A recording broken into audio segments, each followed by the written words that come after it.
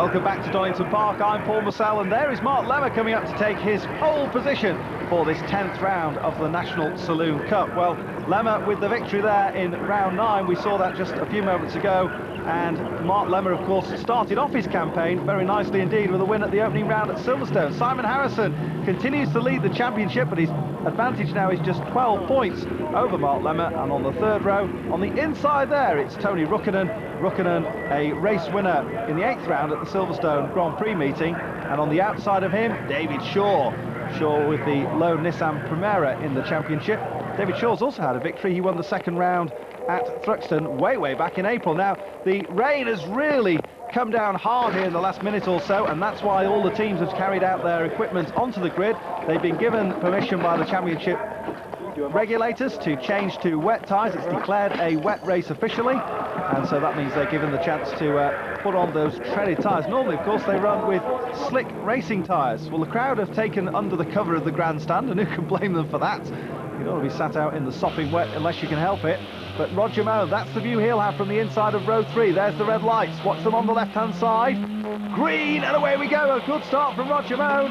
Scrambling for grip, though. You can hear the drive shafts working furiously to try and put some rubber down and get a bit of grip. Further back in the pack there, you won't be able to see the blooming thing, but Mark Lemmer's got a good view. He's out front. Tony Rukkinen looking to go through on the inside to take 2nd. Harrison runs wide as they exit there. Roger Moe's positioned well. He might pick up 4th place if he just keep the foot in. Brian Ward makes it through this time without a visit into the gravel trap, and as they come down the hill, Mark Lemmer gets the start he wanted. Tony Rukkinen 2nd. Roger Moe has come storming through to be 3rd. David Shaw 4th. And what happened to Harrison on the exit of Redgate? Well, he ran wide is the answer, and he's dropped down to 5th place. Not what he wanted, just what Mark Lemmer would have ordered. There's the Proton of Kermit. He's got Andrew Delahunty ahead of him. Richard Mayne's trying to drive into the back of Kermit there, but they're at Coppice, the double-handed apex corner. There's the first apex. You don't really move across to that too much, and you ride out and then position yourself on the right-hand side of the circuit if you're Mark Lemmer, because you don't want anybody nipping down the inside, and that anybody decides to go round the outside. Tony Rukkinen, superb drive out of Coppice. Rukkinen will lead as they'll come round to complete lap 1. That is, if you can negotiate the S's here. Roger Moe there in 3rd place. The arms clearly not hampering Roger too much, and you can see the spray that's chucked up by the 2 cars ahead of him. Imagine if you're further back, 10 cars back. Mark Lemmer will move across to the inside, will he? No, he won't. He holds his line. Well, that's fair driving from him, very much so, and he's been accused of not doing that on occasion, sometimes completely unfounded, sometimes with due justification. And Roger Moe now gets the better drive out. Oh, they're going to be side by side through the Kramer curves. You don't do that in the dry, never mind in the pouring conditions like we've got here at the moment. And that's why Roger Moe just tucked in behind. Look how they're stacking up there behind Mark Lemmer. Lemmer said that the new suspension he was running was working very well in the dry. Is it working as well in the wet? I just suspect not. He ran wide there coming out of the old hairpin, and Roger Moe's going to get him surely on the run through Schwantz curve this time. That will mean, though, that Lemmer has the inside line for McLean's, so Roger Moe quite rightly has to back off, and they exit McLean's with the cars tied together. No distance at all between 4th and 5th. 4th, the white Nissan Primera of David Shaw. In 5th place, it's the mustard-coloured Integra, the Honda of Simon Harrison, the championship leader. Very tight in championship terms it is now. All of these drivers figuring in the championship leading positions. Even Roger Moe, who, as we said before, has had to miss 2 races. You just wonder if Roger Moe hadn't missed the 2 rounds at Brands Hatch and Silverstone with that arm infection, whether he would be now very much at the top of the championship table. Having even missed those 2, he's still lying 3rd in the table. And when you look at his points haul of 86 points, it's a very credible total indeed. But at the moment, he's going to lose that position because David Shaw gets the inside of Roger Moe.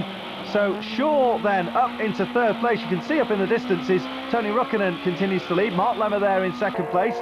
Through the Kramer curves they'll come. Further back, Dave Allen continues on his very merry way with the Honda Civic.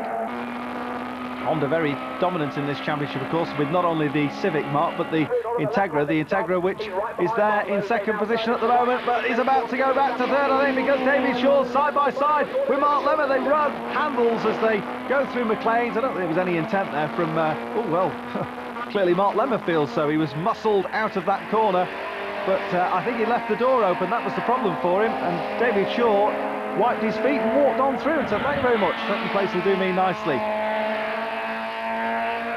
Now in the last lap or so, Simon Harrison, fourth there at the moment. That make that fifth at the moment for Harrison, because Tony Rukkinen, there he goes, just flashing through the picture.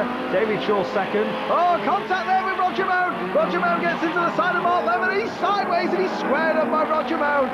Well, Mark Lemmer throws his hands up in disgust at that. I think he owes a big thank you there to Roger Moan, because Moan squared him up and pointed him back in the right direction. That's all, and again, well, Mark Lemmer's coming under attack now. He's been hit in the left-hand side, he's been hit in the right-hand side by Roger Moan, and now Simon Harrison wants a piece of him as well.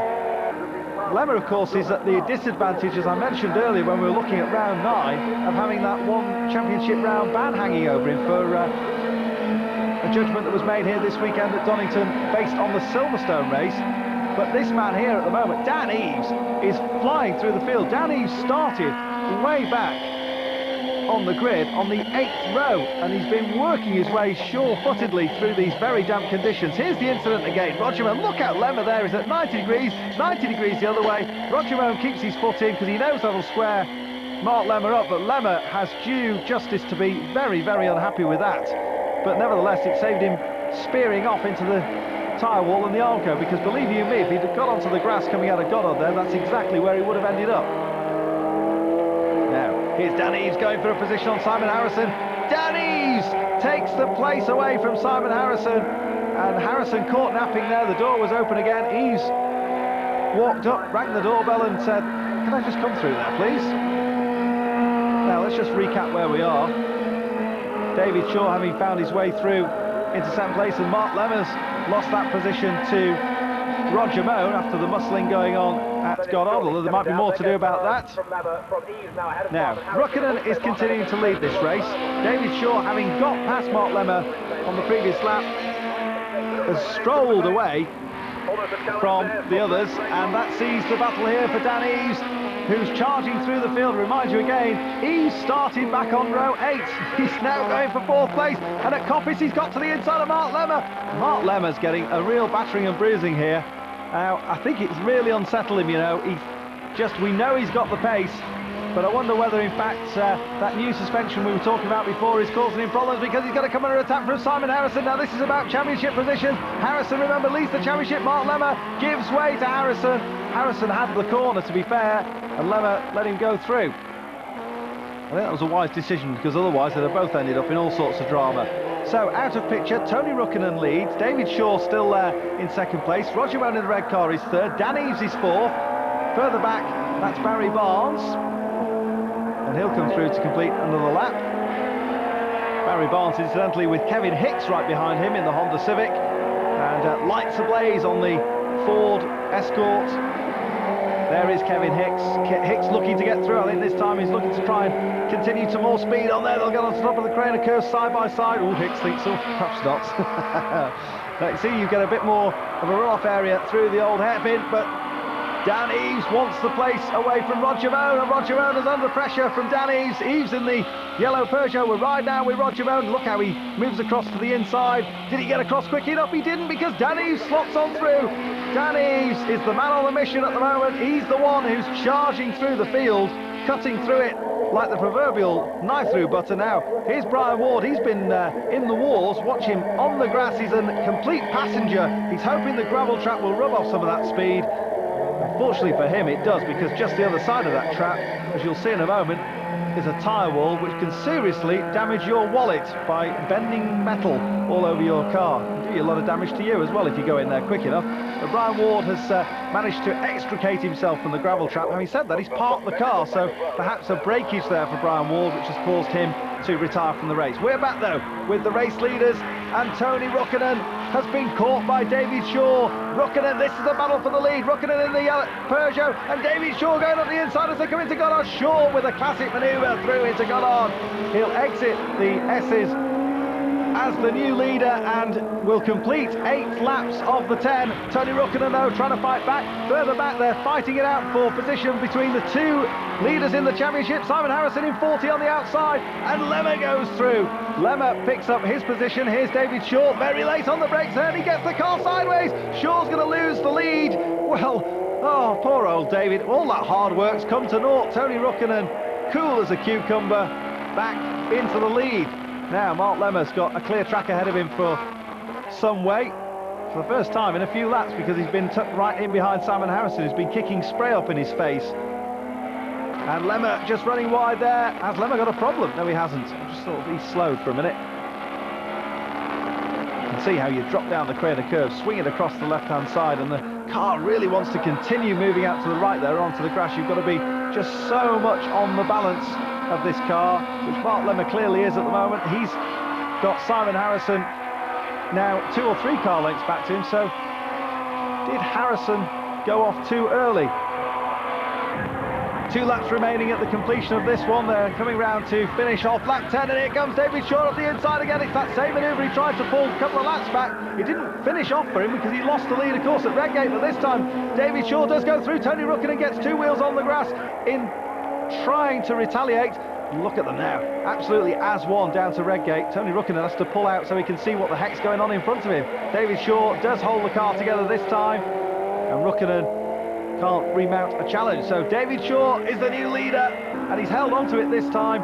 Through comes Rick Kramer, and Kramer again is really being absolutely superb here this weekend. Mark Lemmer goes through in 4th place. There is Harrison in 5th. Rick Kramer's already had one, 6th place, and he'll go through there in the number 7 car. Now we're on board here with Roger Moe.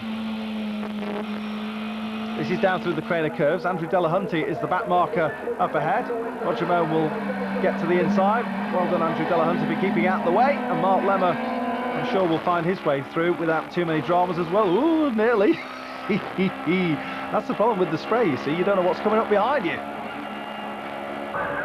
Race leaders out of coppice then, and on the exhibition straight, David Shaw comes down towards Goddard for the final time. The checkered flag being ready for him this time. He'll occupy the centre of the track, so Tony Rukkinen can't go down the inside of him there, but Rukkinen could go down the inside if he can get the power down here. He steers his Peugeot round, but it's not quite enough for the Nissan. David Shaw takes his 2nd victory of the 1999 National Saloon Cup. Tony Rukkinen will come home in 2nd place. This is the battle for 4th and 5th. Dan Eaves having already finished 3rd. Roger Moe under pressure from Mark Lemmer. Moe will hang on though. 4th place for him on his return to the championship. Mark Lemmer will take 5th, and Dave Allen will come through in 6th place. Well, there is Tony Rukkinen and the black overalls shaking hands with the race winner, David Shaw. Well, for me, the driver of the race, in fact, for Dan Eaves, started 16th on the grid, and he picks up 3rd spot on the podium. But David Shaw gets all the goodies, the garland, the cap, and from on our left with the champagne and cup, Tony from the sponsors handing those over to David Shaw. Well, a delighted David Shaw here at Donington. Let's take a look at confirmation of the results for round 10. Shaw with a victory, but look at that, Peugeot 2nd and 3rd of Tony Rukkinen and Dan Eaves. Let's hear though from the race winner, David Shaw. Really pleased with that. We know we've got a bit of an advantage with the Nissan. It's a very good car in the wet, and that almost puts a bit more pressure on you. I expect to do well in it, and it all came together. You get a bit nervous getting through the first couple of laps. We got through that, the race settled down, and I was managed to concentrate and reel Tony in, and we had a really good advantage on the brakes, so it all went well for once.